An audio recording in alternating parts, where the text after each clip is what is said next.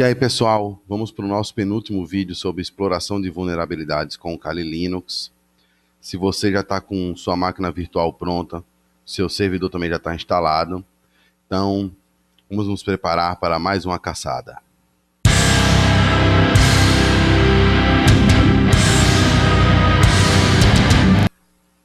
Antes de começar, pessoal, vamos relembrar um pouco qual é o nosso cenário, tá? É uma empresa que utiliza uma plataforma web para poder administrar alguns projetos, e o pentest está sendo realizado nesse cenário. Nos vídeos anteriores, nós abordamos alguns temas, como acesso a informações confidenciais, onde nós fizemos a tomada de um banco de dados, nós abordamos o tema de defacement, onde nós desconfiguramos a página inicial da empresa com o objetivo de causar somente prejuízos.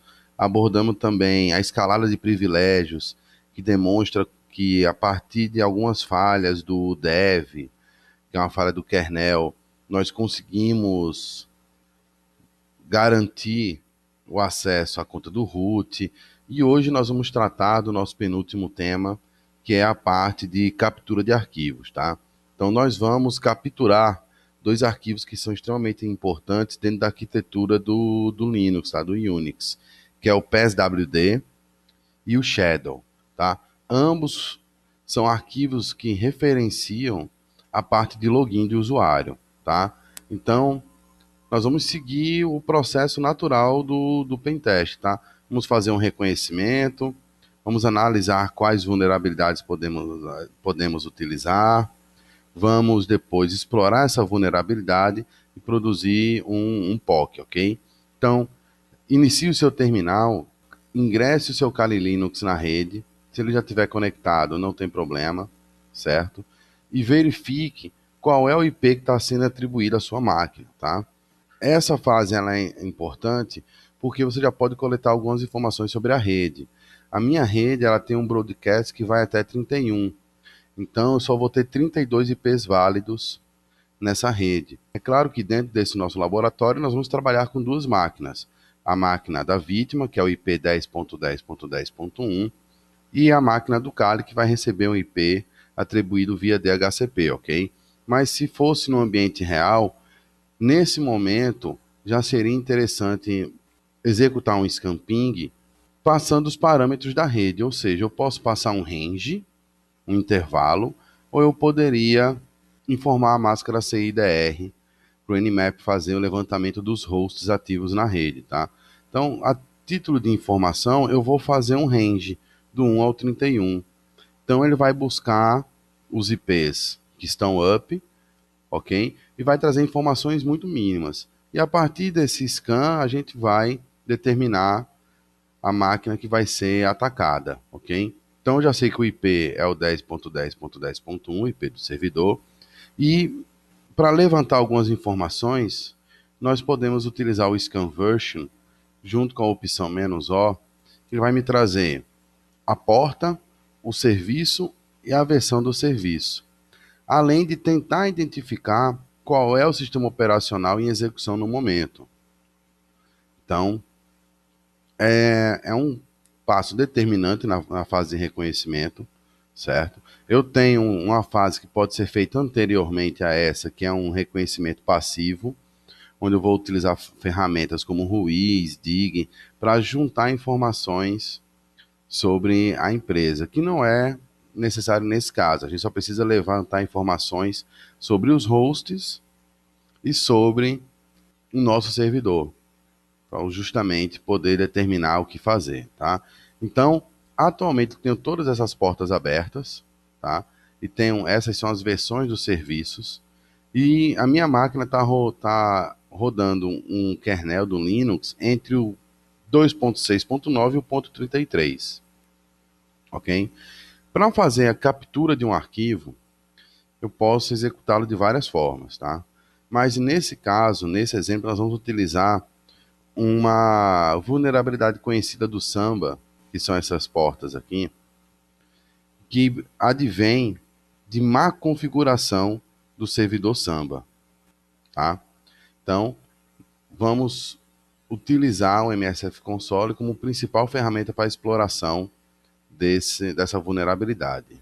Antes de você executar o MSF Console, é necessário iniciar o banco de dados Postgres, que tem todas as informações do MSF Console, tá? O MSF Console é uma das ferramentas do Metaxploit Framework, tá?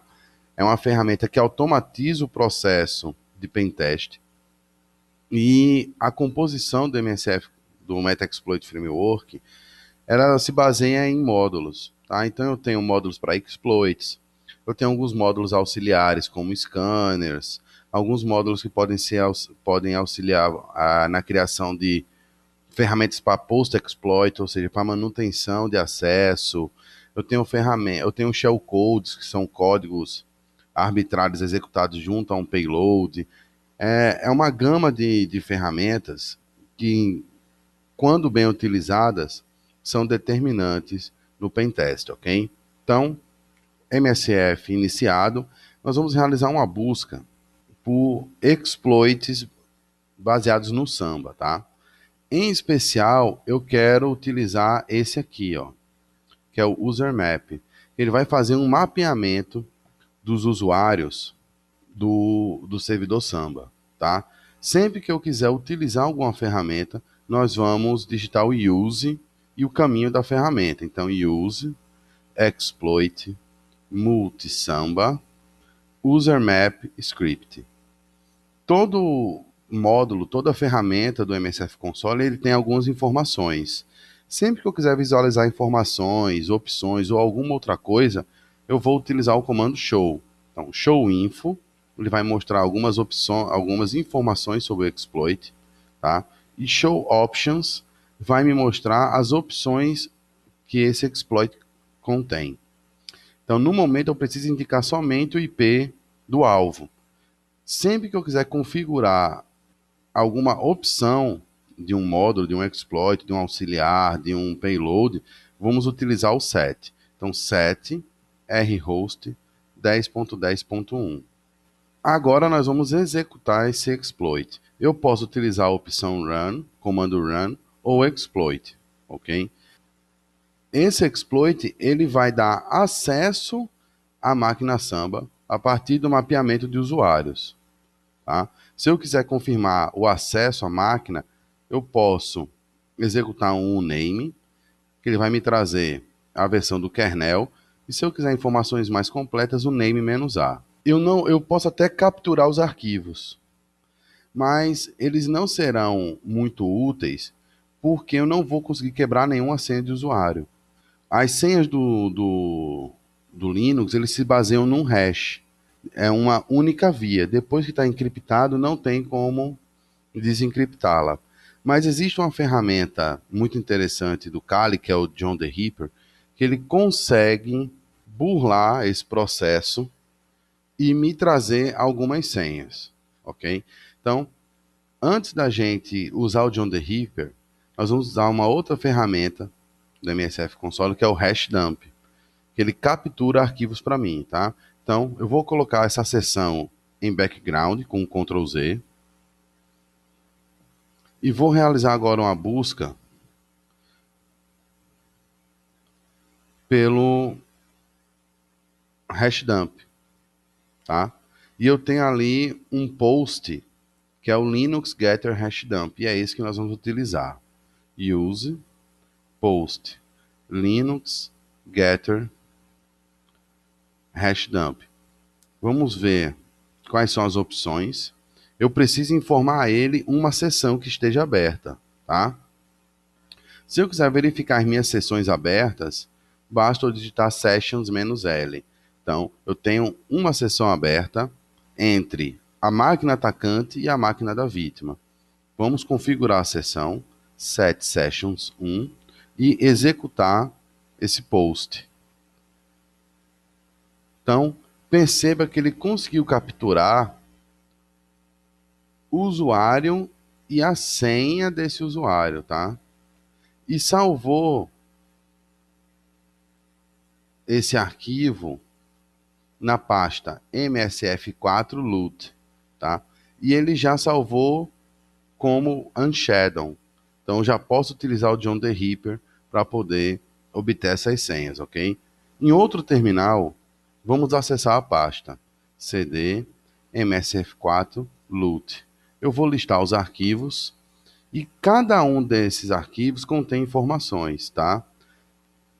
Eu vou printar na tela somente alguns pedaços dos arquivos, tá? Utilizando o comando tail. Ele me permite que eu printe somente as últimas 20 linhas do arquivo, tá? Ou as últimas 10. Então, nome do usuário. Aqui esse X é a senha que está no arquivo shadow, ok? O ID do usuário, o ID do grupo, nome do usuário que foi cadastrado no Linux, tá? No meu servidor. E aqui é a pasta home do usuário e o shell que ele pode utilizar, ok? Então aqui é o shell que pode ser utilizado. Eu vou fazer o mesmo processo agora para a gente dar uma olhada no arquivo shadows. Então perceba que isso aqui é um hash de uma senha, não é a senha, é só um hash. Se você quiser saber mais um pouco sobre isso, pesquise o que é um hash, ok? Então, o John the Ripper vai utilizar esse arquivo para quebrar as senhas dos usuários. Como nós vamos fazer isso? John, eu quero que ele me mostre as senhas que ele conseguiu quebrar e eu tenho que informar o arquivo, certo? Então, o retorno é quase que imediato. Ele conseguiu quebrar 2 senhas, restaram 2 que ele não conseguiu, certo? Mas com isso aqui, talvez eu já consiga acessar a máquina, ok? Então vamos testar. Em outro terminal, eu vou me conectar a SSH, via SSH, eu vou utilizar esse usuário sys, ó, que a senha é Batman, sys 10.10.10.1. Então, consegui acesso ao servidor. Perceba que o nosso trabalho aqui, ele está até concluído, porque eu consegui capturar os 2 arquivos. Mas para a gente avançar um pouquinho mais, nós vamos explorar agora o serviço do Samba mal configurado e o acesso a essas senhas, ok? Então, atualmente esse usuário sys, ele não tem poderes administrativos, tá? Se eu listar os comandos que ele pode executar como sudo, ele vai me dizer que esse usuário não pode rodar nenhum comando com o sudo. Mas existe uma vulnerabilidade conhecida do Linux, que é a vulnerabilidade do SUID, ok? Como é que ela funciona? Eu vou listar a pasta home. Esse conjunto de caracteres aqui indicam as permissões dos arquivos. Então, o primeiro terceto é as permissões para o dono do arquivo, o segundo terceto são as permissões para o grupo que o dono faz parte, e o terceiro terceto é para outros, ok? Então eu tenho leitura, read, escrita, write, execução, x. Alguns arquivos, ao invés do x, eu tenho um s, certo? E esse s, ele indica o quê? Que qualquer usuário pode executar aquele comando como se fosse o usuário root. Então, isso constitui uma falha, porque serviços mal configurados dessa forma podem ser utilizados para escalada de privilégios. É o que nós vamos fazer aqui. A primeira coisa que eu vou fazer é utilizar o comando find, tá? Para buscar em todo o diretório raiz, em todo o HD, arquivos que tenham permissões do seguinte tipo: que o usuário esteja setado como SUID, eu vou informar o tipo, tá? E vou dizer o seguinte, que parte da saída deve ser jogada em um dispositivo vazio, ok? Ele não me retornou nada. Vou corrigir o comando, tá? É type -type F. Então, perceba que ele vai me trazer todos os binários ou alguns binários que tem essa permissão do SUID setada, tá? Em especial, estou procurando pelo Nmap, tá? Então, eu já encontrei ele aqui, ó, userbin nmap.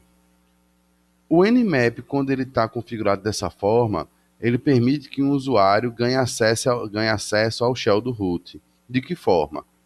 Eu vou fazer o seguinte, eu vou iniciar o Nmap de forma interativa, então ele vai me dar o shell do Nmap, e eu vou invocar o shell do root a partir do comando sh. Para a gente ter só uma noção de que como isso é uma falha muito severa, se eu invocar o comando whoim, ele vai me dizer que eu sou o root.